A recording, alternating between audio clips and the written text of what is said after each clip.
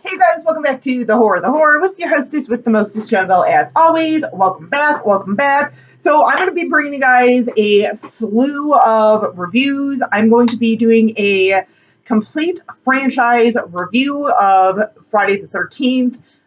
This was kind of, I kind of started getting the idea about a week ago, and then literally the very next day when I thought about this, the fan of YouTube actually put in one of my comments asking if I would kind of do this, maybe doing either ranking them or just reviewing each movie in the film or in the franchise, and I said yes, of course I will. It's meant to be. I know I've already done a couple of reviews. I think on the first one, the one I'm about to do today. I think I did the second one, and I know I did the remake, reboot, reimagining of the original. So I'm going to go ahead and do this. I'm going to do all the films, and I am actually also planning on doing the fan-made film that everyone's been raving about. I have not watched it yet, but it's the Don't Walk Alone in the Woods or something, or Don't Go in the Woods or something, or whatever it is. I can't think of the title off the top of my head. I know Jen and Kristen over at Jen's Reviews from the Grave just did a review on this. I know the guys over at We Watched the Movie did a review about it. There were, everyone's kind of talking this fan-made movie up pretty well. So I will be planning on doing that. That'll probably be probably the last one I do because I feel like I should do it in chronological order. But I will do them all.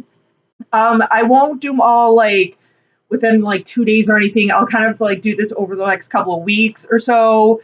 Plus, if there's other stuff I want to talk about. So, but fan of YouTube, thank you for recommending this to me and everything. So let's go ahead and crack into it. So the original Friday the 13th, we all know came out in 1980 and everything. This is it's always been one of my favorite movies of all time. For the longest time, it was my number one favorite movie of all time. You guys know it's now been demoted to number 2.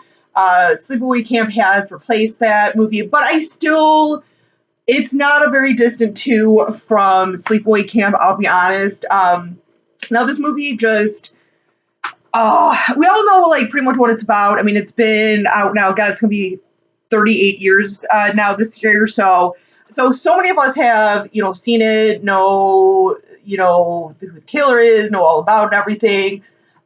So I won't go too much into story details and everything because, but this movie, I love the simplicity of this movie. I mean, it's not overly complicated or anything.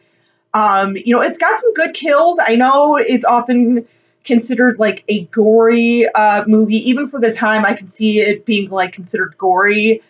But I feel like when you're comparing this movie with Dawn of the Dead, and I'm bringing that up only because Tom Savini worked on both films for the special makeup effects and everything. I look at Dawn of the Dead, and I feel like that is definitely much more gorier. Friday the 13th, I feel it's a little tamer than that, but it's still got some good goriness for you and everything. It's got some really great kills and everything. So it just, and I feel like that, this really kind of started the trend, or helped continue the trend of, because I know we had Halloween stuff, obviously Dawn of the Dead and everything, but this is really where people started to realize a kill is kind of almost another character in the movie. So it really kind of started helping people become more creative with kills, not just the same old in the throat or something, or slit across the throat, or So it kind of did help some of that. I know we still see quite a bit of that today. A lot of it kind of being homages to, stuff like Friday the 13th, Halloween, and all that. But yeah, it's got good kills and everything. Love it. Like I said, I like the characters in this movie. I just kind of realized this too, because I've been kind of thinking about a lot of the series and everything, and what I kind of think of each one. In this one, I really have to say, I really love the cast of characters in this. There's really not a single character in this movie for me personally, that I dislike. Even someone like Ned, who you know, he's the goofball, the resident goofball and everything. You know, he's supposed to be like our stereotypical annoying character that we all want to see be killed so desperately. But even, like I said, even for me, I really enjoy him. I, in certain ways, kind of relate to him a little bit because, especially if like you see me at work and stuff, I am such a goofball. I'm always kind of goofing off and stuff, trying to get people to laugh and everything. Even though he is kind of like a little bit of a loner, I'm a little bit of a loner, but it's like I see his intentions and everything. Interactions with people. Like he's just trying to like, you know, have a good time, make a fun time out of things or whatever. So you know, I really like him. You know, I like the rest of the characters and everything. If that is not the case for every movie for me, and it's not, you know, the case for even every installments of Friday the 13th. You guys know when I did my review on the remake, which I will, of course, obviously get to once I actually get to the movie. I said that I could not stand a single person in that cast. Like, I wanted them all dead. Okay, I'm just saying. So, but that's a separate video. That is not for a while. We're talking about the OG. I mean, you know, you got like, you know, Crazy Ralph and everything. I mean, even like the waitress in the little restaurant that's serving Steve Christie. Like, I even like her because it's like she just reminds me of like one of those like older women who sees like a younger guy and just like a little, you know, has a little crush on him and stuff and does her little like cute like flirtation and everything. Just like things like that. And then, like Enos, the truck driver who gives Annie a lift to the halfway point and everything. I mean, there's just, you know, there's a lot of, I feel like it's more real people in a way, you know, and I feel like as the series went on, you definitely lose kind of a bit of that. Like, a lot of the characters, I just, you know, they lose their relatability and everything. I mean, not all of them, though, but quite a number of them do. But yeah.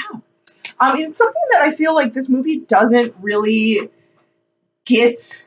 Actually, there's quite a few moments in this entire franchise that, even with like some of the really dismal points, a lot of this franchise doesn't get a lot of credit for certain things. Like the first one here, something that it really doesn't get a lot of credit for, and I'm sure there's probably a few movies before this. But I definitely have seen it, certainly like after this. I know it has a lot of like influence. It has influenced quite a bit during the 80s and stuff with like how the direction was going with slasher movies and everything. And I know like, you know, like Black Christmas and Halloween were really before this. So it really started the slasher movement. But something that this doesn't really get really any credit for. I don't really ever hear anyone kind of giving this this first one credit for is like the revenge aspect. You know, like obviously we know like Mrs. Voorhees is the killer.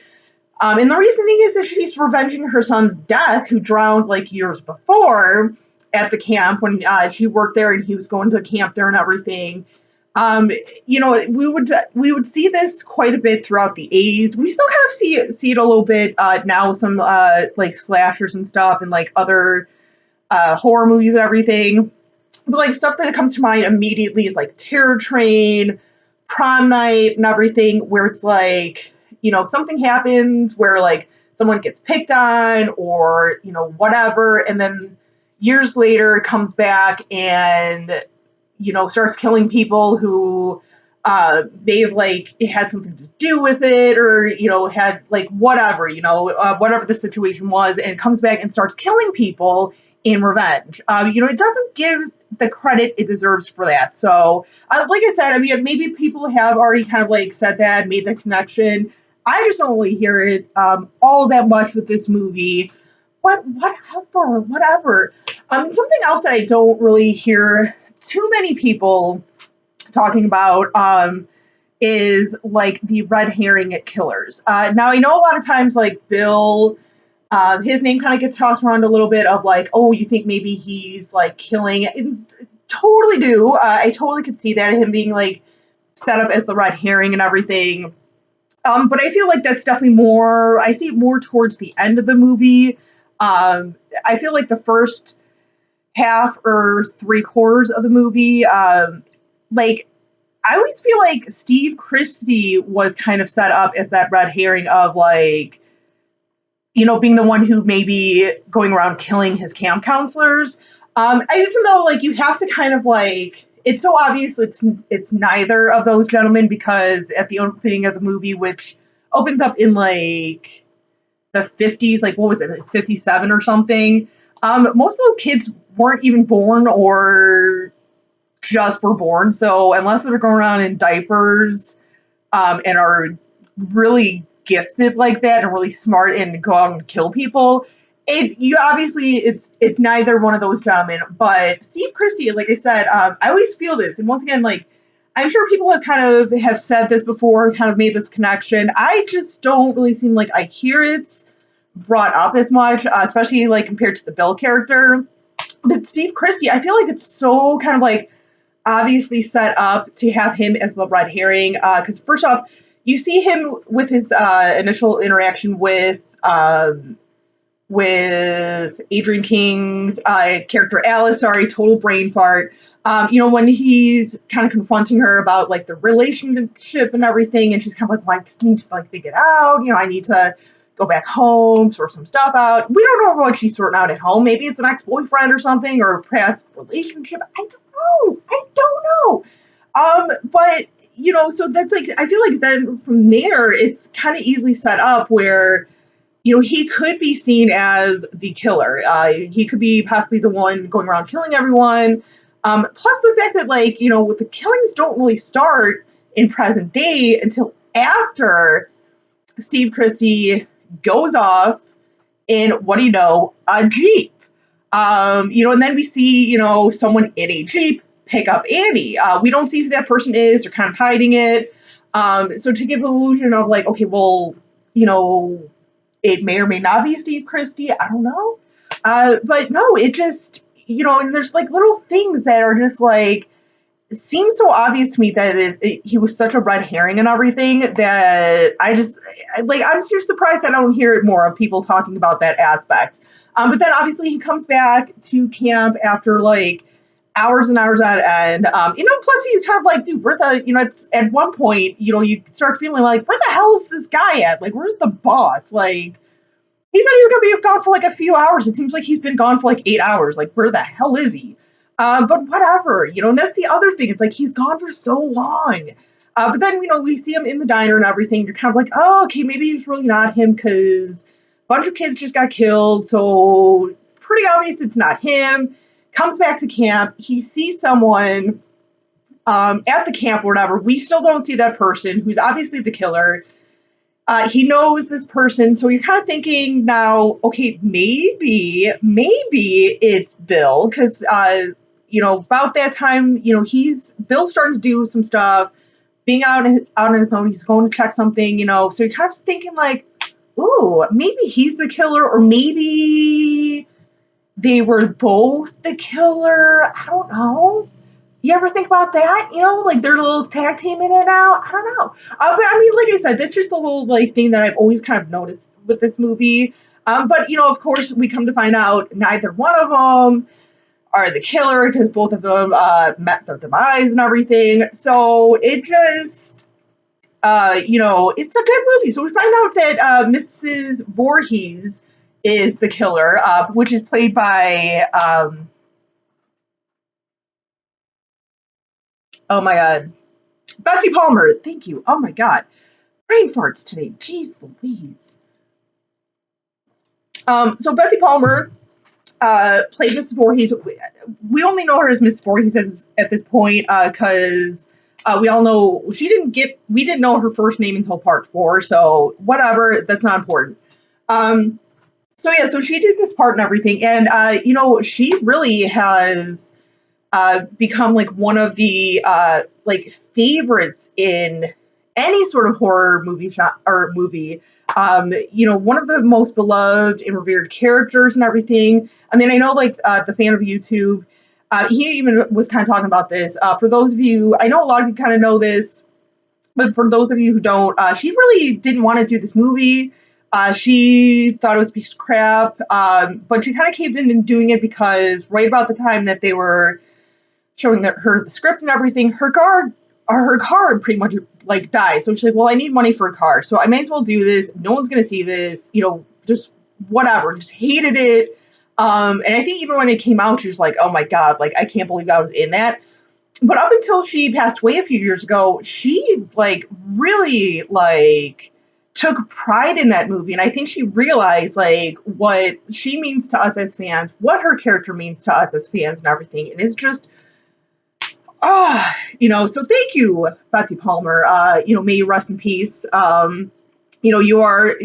She's such a great actress. I love her in this movie. Even in her little cameo in part 2, it really would have been nice to see her in latter sequels and everything, but movie studios kind of treated her like crap and treated her character like crap. So she did a lot of like to those guys. So in the ending, I even kind of told the fan of YouTube, the ending for years scared the holy hell out of me. I know it's so like now I watch and I'm like, why was I so scared? But you have to keep in mind when I was like religiously watching this as a kid growing up, when I was like 3, 4, 5, 6, 7, 8, it just seeing Jason pop out of that lake and everything with like the moss just taking over his face and everything. He's looking all weird and everything. It scared me, it really did.